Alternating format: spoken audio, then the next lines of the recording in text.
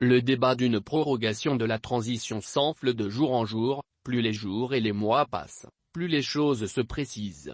Aujourd'hui le schéma d'une probable prorogation de la transition se dessine si on en croit les dires du Premier ministre et son ministre des Affaires étrangères. Après le Premier ministre, Choguel Kokala Maïga qui avait levé le voile sur une probable prolongation de la transition d'au moins quelques mois, en début de semaine, c'est le tour du ministre des Affaires étrangères, Abdoulaye Diop de laisser entendre que les élections prévues en hiver 2022, 27 février, pourraient être reportées. Et la principale raison invoquée par le chef de la diplomatie malienne, c'est la situation sécuritaire du pays qui ne cesse de se dégrader de jour en jour. À la lumière des propos du Premier ministre et de son ministre des Affaires étrangères, tout porte à croire que le scénario d'une prolongation de la transition se dessine.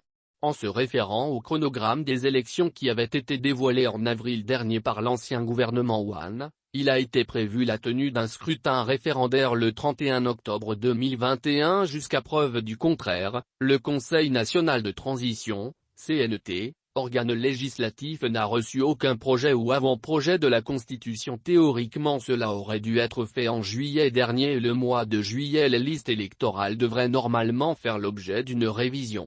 Cela aussi n'a pas été fait. S'agissant des élections couplées présidentielles et législatives, rien n'est en place. Même le décret pour convoquer le corps électoral n'a pas été promulgué. Tous les ingrédients sont réunis pour une probable prorogation de la transition, bien vrai que rien n'est officiel pour l'instant. Le chef de la diplomatie malienne l'a dit.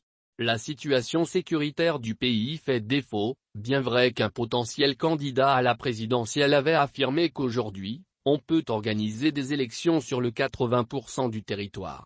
On ne sait pas si ce dernier est dans le déni, mais on n'a pas besoin d'un microscope pour faire un diagnostic de la situation sécuritaire.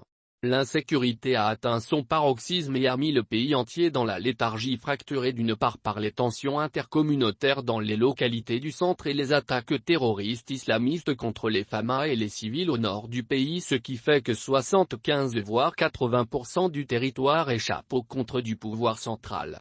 D'après nos analyses, il est clair que la classe politique et la communauté internationale sont surtout excitées par l'organisation des élections, mais pour le citoyen lambda malien, la priorité des priorités n'est pas les élections, plutôt la sécurité. Car organiser ces élections dans ces conditions, c'est de faire plaisir à certains politiciens qui sont à la solde de la communauté internationale qui veut coûte que le Mali revienne à l'ordre constitutionnel alors que les mêmes causes produisent les mêmes effets.